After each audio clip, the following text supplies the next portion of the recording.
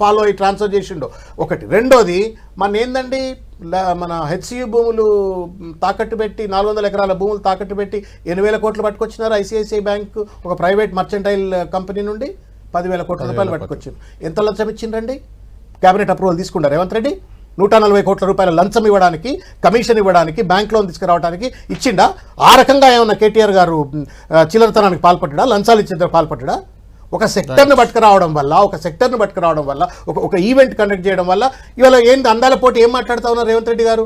అందాల పోటీ వల్ల పెట్టుబడులు వస్తాయంటే చెడ్డ పేరు వచ్చింది, అది వేరు ముచ్చట.